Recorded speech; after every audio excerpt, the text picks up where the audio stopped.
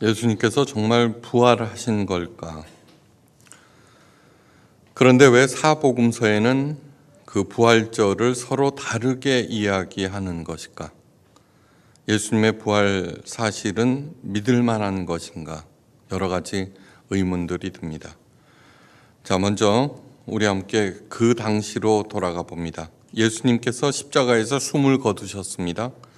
예수님의 죽음이 확인된 후에 당시 세력가이면서도 예수님을 따랐던 아리마대 요셉의 요청에 따라서 예수님의 시신을 그의 동굴 무덤에 안치합니다. 그리고 큰 돌로 그 입구를 봉쇄하였고 군인들로 하여금 지키게 하였습니다. 그렇게 한 이유를 성경은 다음과 같이 기록하고 있습니다. 대제사장들과 바리새인들이 함께 빌라도에게 모여 가로되 주여, 저 유혹하던 자가 살았을 때 말하되 내가 사흘 후에 다시 살아나리라 한 것을 우리가 기억하노니 그러므로 분부하여 그 무덤을 사흘까지 굳게 지키게 하소서. 그의 제자들이 와서 시체를 도적질하여 가고 백성에게 말하되 그가 죽은 자 가운데서 살아났다 하면 후에 유혹이 전보다 더 될까 하나이다 하니. 그래서 빌라도 총독이 군사를 보내서 그 무덤을 지키게 하였습니다. 그리고 유월절 기간이 끝나고 새벽이 되었습니다. 먼저 마태복음의 내용입니다. 막달라 마리아와 다른 마리아 두 여자가 예수님의 동굴 무덤에 갔습니다. 그때 큰 지진이 일어났고 천사가 하늘에서 내려와 돌을 굴려내고 돌 위에 앉았습니다. 무덤을 지키던 군사들과 여자들은 너무나 무서워 벌벌벌 떨었습니다. 천사가 여자에게 너희는 무서워 말라. 십자가에 못 박히신 예수를 너희가 찾는 줄을 내가 아노라. 그가 여기 계시지 않고 그의 말씀대로 살아나셨느니라. 와서 그 누우셨던 것을 보라. 그래서 동굴 속으로 보았더니 정말 예수님께서 그 자리에 계시지 않았습니다. 그래서 다른 제자들에게 알리려고 되돌아서서 달려가는데 가는 도중에 부활하신 예수님을 만납니다. 여자들은 예수님의 발을 붙잡고 경배하자 예수님께서 말씀하셨습니다. 무서워 말라. 가서 내 형제에게 갈릴리로 가라 하라. 거기서 나를 보리라. 여자들은 제자들과 다른 사람들에게 가서 그 사실을 알렸지만 사람들은 예수님의 부활 사실을 믿지 않았습니다. 마가복음의 내용입니다. 막달라 마리아와 야고보 어머니 마리아와 또 살로메 세 여자가 예수님의 시신에 바르기 위하여 향품을 들고 동굴 무덤을 찾아갑니다. 가는 중에 누가 그 무거운 돌을 치워줄 수 있을까 걱정하지만 가보았더니 무덤을 막고 있던 돌이 이미 치워져 있었습니다. 무덤 안으로 들어갔습니다. 그런데 흰옷을 입은 한 청년이 앉아 있었고 이렇게 말합니다. 놀라지 말라. 너희가 십자가에 못 박히신 나사렛 예수를 찾는구나. 그가 살아나셨고 여기 계시지 아니하니라. 여자들은 놀라서 무덤에서 도망쳐 나왔고 너무나 무서워 아무에게도 그 사실을 알리지 못했습니다. 누가복음의 내용입니다. 막달라 마리아와 요한나와 야고보의 모친 마리아와 다른 여자들이 향료를 바르려고 무덤을 찾아갔는데 이미 돌은 치워져 있었고 무덤 안으로 들어가 보았습니다. 그러나 예수님의 시신은 보이지 않았습니다. 어찌된 일일까 걱정하고 있는 순간 찬란한 옷을 입은 두 사람이 나타났습니다. 그리고 어찌하여 산자를 죽은 자 가운데서 찾느냐? 여기 계시지 않고 살아나셨느니라. 갈릴리에 계실 때 너희에게 어떻게 말씀하신 것을 기억하라고 말했습니다. 그래서 제자들에게 돌아가서 11사도와 다른 사람들에게 알렸습니다. 베드로가 가서 확인해 본 결과 예수님의 시신은 그곳에 없었습니다. 요한복음의 내용입니다. 막달라 마리아 혼자 무덤에 갔는데 돌이 치워져 있었습니다. 놀라서 베드로와 다른 한 제자에게 알려 함께 다시 무덤에 왔습니다. 예수님의 시신은 없고 몸을 쌌던 세마포만 놓여 있었습니다. 두 남자는 돌아가고 막달라 마리아가 남아 울고 있었습니다. 무덤 안에서 무슨 소리가 났습니다. 마리아가 무덤 속을 들여다보니까 흰 옷을 입은 두 천사가 있고 그 천사가 마리아에게 왜 우느냐고 물었습니다. 사람이 내 주를 가져다가 어디 두었는지 알지 못함이니이다 라고 무덤을 향해 대답하는데, 인기척을 느껴 되돌아보니 한 남자가 서 있었습니다. 그 남자가 물었습니다. 여자여, 어찌하여 울며 누구를 찾느냐? 막달라 마리아는 그가 무덤을 지키는 사람인 줄 알았습니다. 그래서 당신이 옮겨갔거든 어디 두었는지 내게 이르소서. 그리하면 내가 가져가리이다 라고 말했습니다. 그 말에 그 남자가 마리아야 하고 부르는데, 그제야 마리아는 예수님인 줄 알아보았습니다.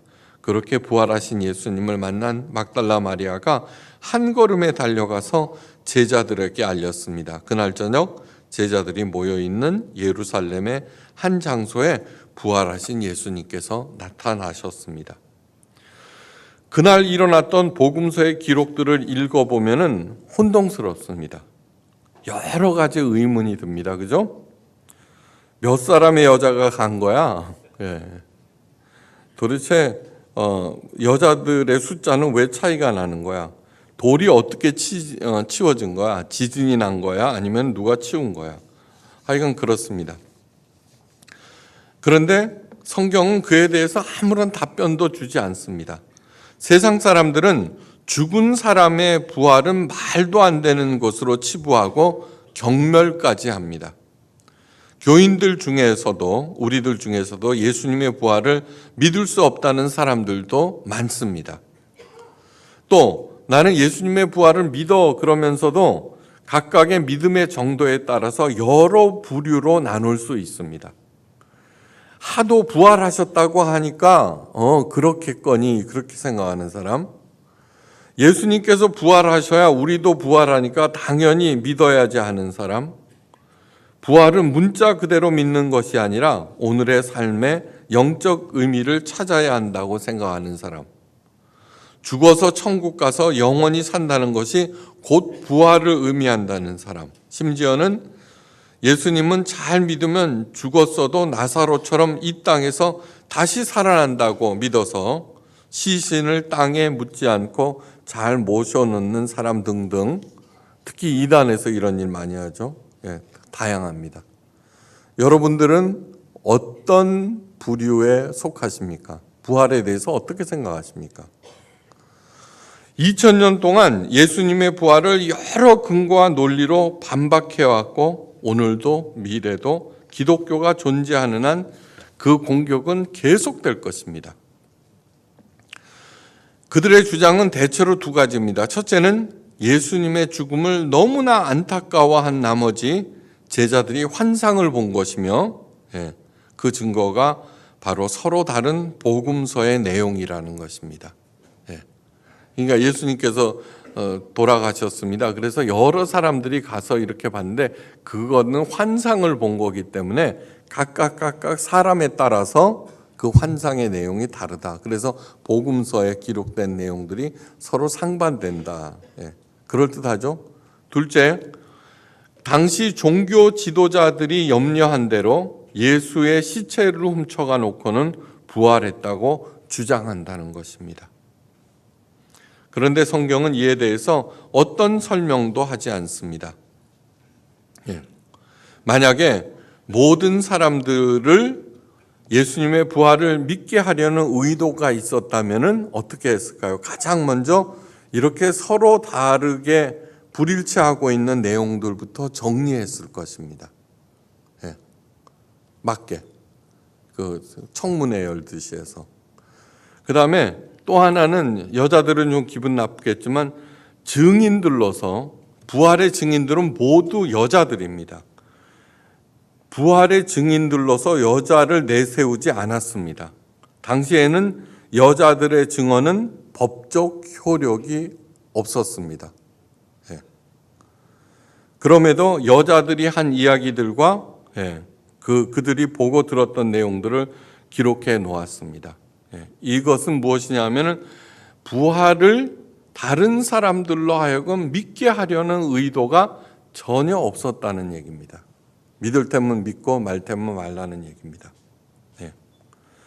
그런데 예수님께서 부활했다는 사실은 그 당시 사람들에게는 황당한 얘기가 아닙니다. 다시 말해서 죽은 사람의 부활에 대해서 그렇게 황당한 얘기야. 오늘 그 21세기에 들어서는 그건 믿을 수 없어 라고 하지 않고 얼마든지 부활을 인정하던 그런 시대였습니다. 오늘 고린도전서 15장에도 나와 있습니다. 예수님의 부활이 먼저가 아니라 사람들의 부활이라고 하는 개념이 없으면은 예수님 또한 살아나지 못했다라고 말씀하고 있습니다. 중요한 개념입니다. 그러니까 부활이라고 하는 개념, 영생이라고 하는 개념이 먼저이고, 근데 막 죽었습니다. 그래서 예수님이 첫 열매가, 부활의 첫 열매가 되셨다는 얘기입니다. 그러니까 예수님께서 부활하셨기 때문에 우리도 덩달아 부활한다는 얘기가 아니라 사람들에 대한 부활 개념이 먼저이고 그 부활 개념을 예수님이 처음으로 증명하셨다라고 하는 것입니다. 네. 당시 이스라엘 사람들은 모두 다 애타게 세상 구원자 메시아를 기다렸습니다. 하나님께서 메시아를 보내시면은 로마나 다른 대적자들을 무찌르시고 자신들은 그 메시아와 함께 세상을 통치하게 되리라고 굳게 믿었습니다. 바리새인들이나 종교 지도자들도 이 믿음에서 예외가 아닙니다. 수시로 메시아를 자처하는 사람들이 나타났습니다. 네. 그러면 사람들이 혹시 하나님께서 보낸 사람인가 하고 사람들이 그에게로 몰려갔고 유대 당국도 그때마다 사람들을 보내서 그가 정말 메시아인가를 확인하도록 하였습니다. 그래서 세례 요한이 그 세례를 베풀 때도 바리새인들이 항상 있었고 복음서를 읽어보면 예수님의 일거수일투족을 바리새인들이 따라다니면서 그것을 감시하고 또 이렇게 논쟁을 벌이고 그랬던 것은 무엇이냐 그러면 유대교 당국도 메시아를 확인하기 위해서입니다. 그러니까 그들의 기득권을 유지하고 그래서 메시아를 없애버리겠다는 것이 아니라 그들 역시 메시아를 기다리고 있었다는 얘기입니다. 예수님을 왜 십자가에 못 박았느냐? 자신들의 기준에 의해서 예수님은 메시아가 아니다라는 결론을 내렸기 때문입니다. 왜 그런 결론이 있냐 그러면은 그들에게는 하나님의 메시아는 다윗과 같아야 한다는 명백한 기준이 있었습니다. 다윗이 골리앗을 한 방에 물리쳤듯이 로마를 일격에 무너뜨려야 한다고 생각했는데 예수님은 그렇지 않았습니다. 그들이 예수님께서 기적을 일으킬 때 그 기적을 부정한 것이 아닙니다. 저 기적으로 로마를 무너뜨릴까 말까 하는데 예수님은 그때마다 자신들의 기준과는 정반대대로 행동했습니다. 예수님의 율법을 지키지 않았습니다. 그래서는 계속 안식일 논쟁을 벌였습니다. 왜 안식일 날 아무것도 하지 말라는데 너와 너 제자들은 왜 다니느냐? 네가 메시아라면은 포도주 같은 거 나시린처럼 행동해야 되는데 왜 너는 맨날 먹고 마시느냐? 그래서 바리새인들은 예수님을 술주정꾼이라고 불렀습니다. 포도주를 즐기는 자라고 근사하게 번역해 놓았지만 원문을 보면은 저거는 고주망태야, 술고래야라는 뜻입니다. 또한 어부나 창녀나 가난한 사람들과 또 더욱이 문둥병자들과 함께 하층민들과 기꺼이 어울렸습니다. 그것은 율법에 어긋나는 얘기입니다.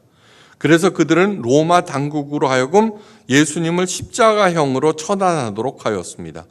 그동안 로마 당국도 메시아를 자처하는 사람들을 체포하고 처형했고 예수님이 처음이 아닙니다. 그 전에 메시아를 자처하는 사람들도 몇 명, 그 중에는 바예수라는 사람도 있었습니다.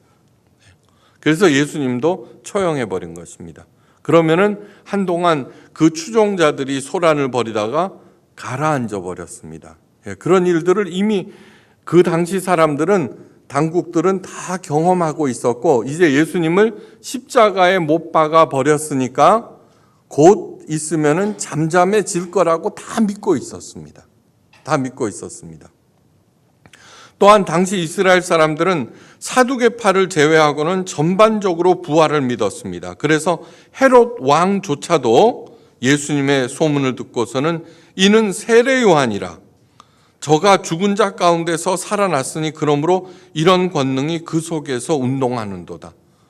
세례 요한을 헤롯 왕이 죽였잖아요. 그 당시 세례 요한은 예수님보다도 훨씬 더 명성이 높았습니다. 바리새인들의 기준에 볼 때 예수님보다는 세례 요한이 훨씬 더 율법에 충실했던 사람이고, 세례 요한의 이야기에 대해서는 꼬투리를 잡지 않았습니다. 그런데 헤롯 왕이 세례 요한을 죽였고, 그런데 예수님께서 이렇게 권능을 행하고 그러니까 헤롯 왕이 이것은 저가 죽은 자 가운데서 다시 살아난 세례 요한이다 라고 얘기했습니다. 예수님께서 가이사라 빌립보 지방으로 가시면서 사람들이 자신을 누구라고 하느냐는 질문에 대해서 세례 요한이라고, 더러는 엘리야라고, 더러는 선지자 중에 하나가 살아났다 하나이다 하고 대답했습니다. 그러니까 부활에 대해서는 그 당시 우리들처럼 믿을 수 없다가 아니라 그럴 수 있다라고 다 생각했습니다. 즉 부활은 이스라엘 사람에게 생소한 개념이 절대로 아니었습니다. 오히려 정말 하나님께서 보내신 메시아라면은 반드시 부활한다는 것을 믿고 있었습니다.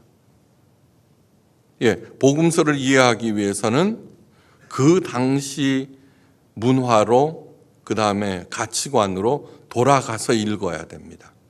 오늘의 기준으로 봐서는 야 어떻게 되냐, 조작된 거다 하는데 그렇지가 않습니다. 메시아 부활 사상이 보편화된 당시 예수님의 십자가 처형 후 예수님의 제자들은 어떻게 행동했을까? 이것 또한 중요합니다. 그 당시에 메시아라면은 반드시 부활해야 된다라고 생각했습니다. 예수님께서 십자가에 돌아가셨습니다. 그러다 제자들은요, 괜찮아, 예수님은 메시아니까 곧 부활하실 거야 라고 말하지 않았습니다. 그들도 그 당시 메시아란 이래야 된다라고 하는 그러한 기준들에 못 박혀 있었기 때문에 예수님이랑 3년 동안 같이 다니면서도 특히 가룟 유다 같은 경우에는 계속해서 딴지를 걸었죠. 당신이 메시아라면 그렇게 하는 것이 아닙니다. 제자들도 긴가민가 하면서 이렇게 하는데 맥없이 십자가에 달려 돌아가셨습니다.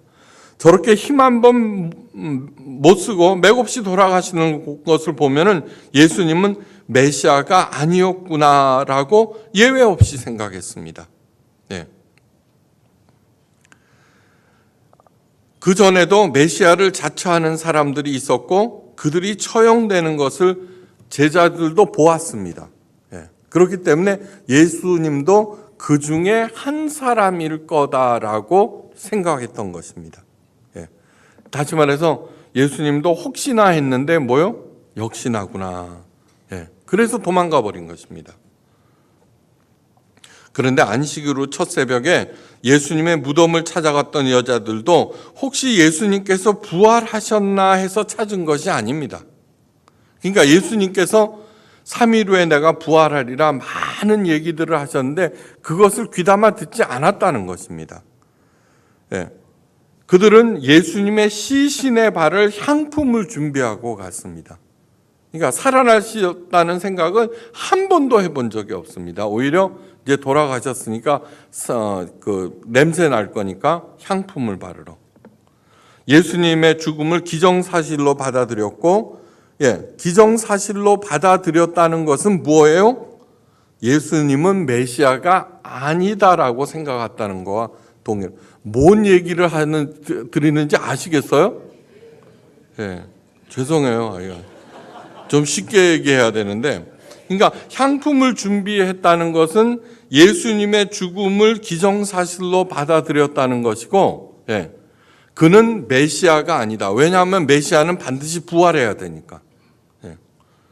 다만 예수님을 너무나 사랑하고 따랐기 때문에 그 스승님의 그 시신을 상품으로 이렇게 향유로 바르려고 했던 것입니다.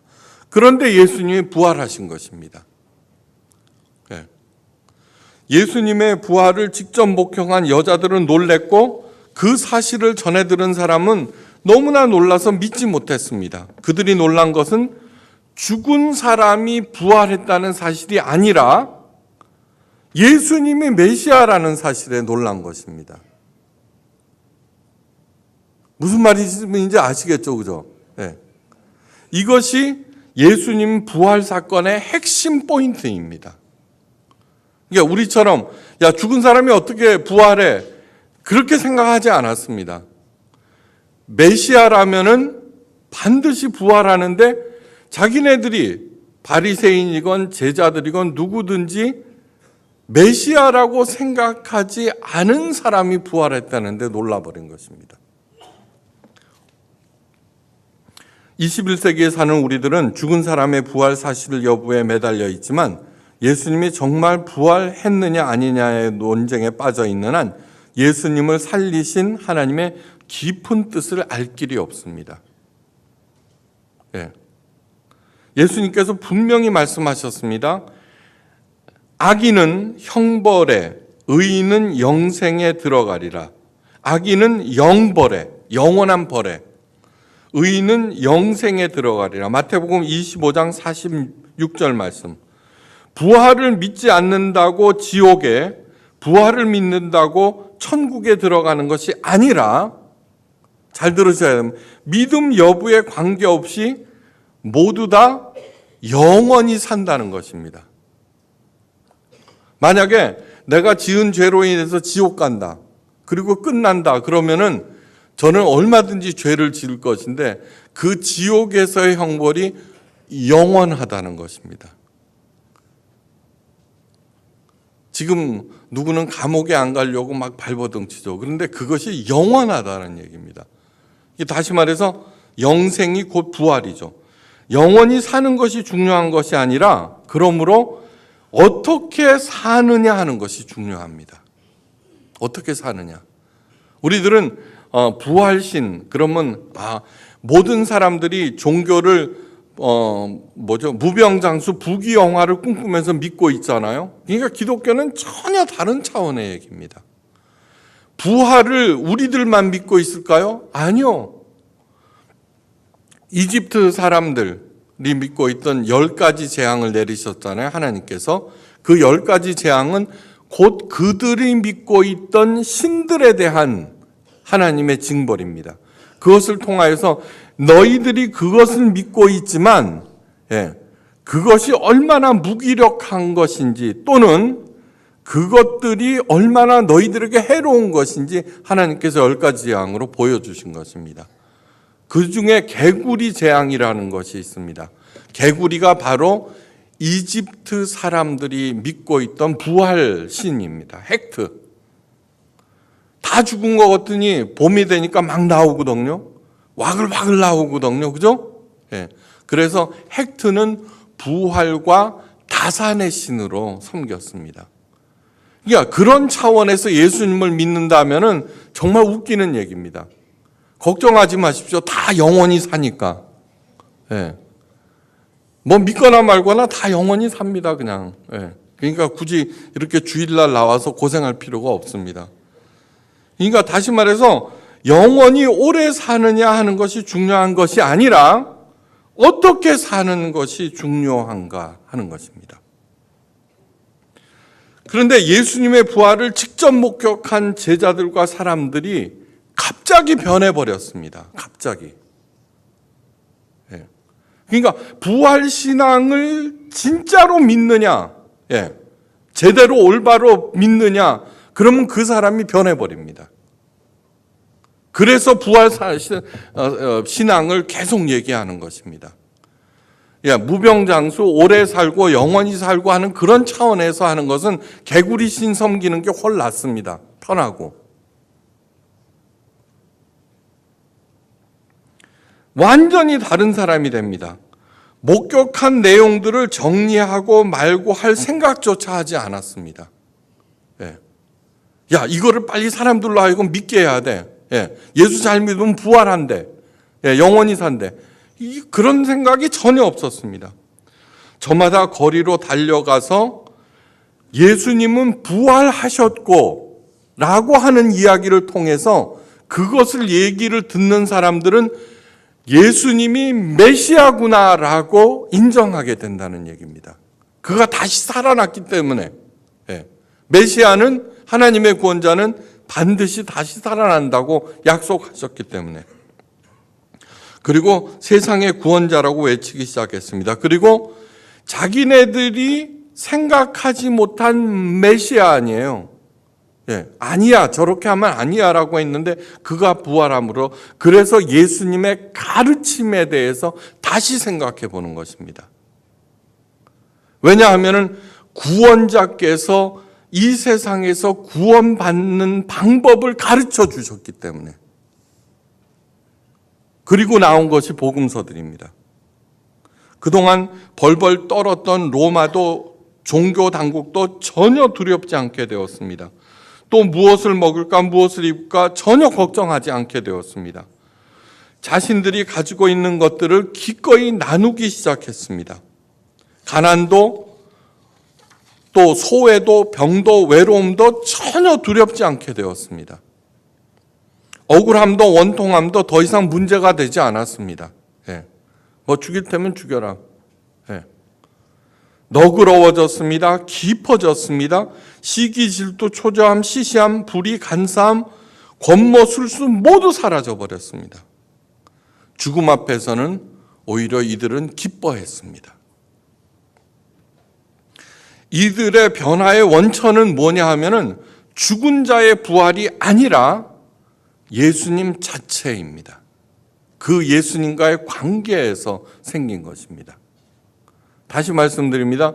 교회를 다니거나 말거나 뭐 믿거나 말거나 전부 다 부활을 영원히 삽니다. 걱정하지 마십시오. 영원히 사는 것이 포인트라면은.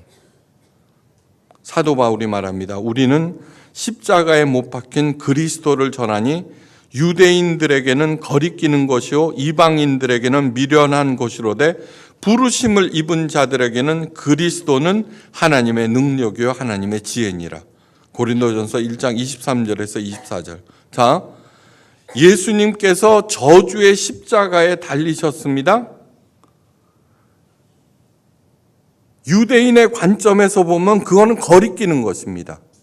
왜요? 메시아는 다윗처럼 백마를 타고 나타나야 되는데 가장 저주스러운 십자가에 달렸으니까 거리끼는 거죠. 저렇게 십자가에 달린 사람이 우리의 메시아가 될 수 없어. 거리낀다는 얘기입니다. 이방인들에게는 미련한 것입니다. 저렇게 맥없이 죽은, 십자가에서 맥없이 죽은 사람이 뭘 할 수 있겠어? 우리처럼 헬라 철학, 합리적인 생각, 능력으로 이 세상을 바꿀 수 있는 것이지. 이러면서 예수님 십자가에 대해서 다 부정하지만, 그러나 부르심을 입은 우리들에게는 예수 그리스도는 하나님의 능력의 지혜라는 것입니다. 유대인들에게는 저주를 받고 처형당한 사람을 메시아로 받아들일 수 없다는 것이고, 예수님의 부활은 과학적 사고의 헬라인들에게는 우리 현대인처럼 이성에 맞지 않는 미련한 것입니다. 불합리한 것, 몰상식한 것입니다. 그러나 십자가 죽음에서 부활하신 예수님을 우리 믿는 사람, 진짜 부활신앙, 올바른 부활신앙에 입각한 사람은 하나님의 능력이고 하나님의 지혜입니다. 하나님의 능력과 지혜라는 것이 도대체 무엇일까? 예수님과 함께 하나님 나라가 이 땅에 임했습니다. 그죠? 예수님의 모든 말씀과 가르침과 행동은 하나님 나라가 어떤 곳인지, 그 나라를 어떻게 살면서 어떻게 누리는 것인지 예수님께서 보여주셨습니다.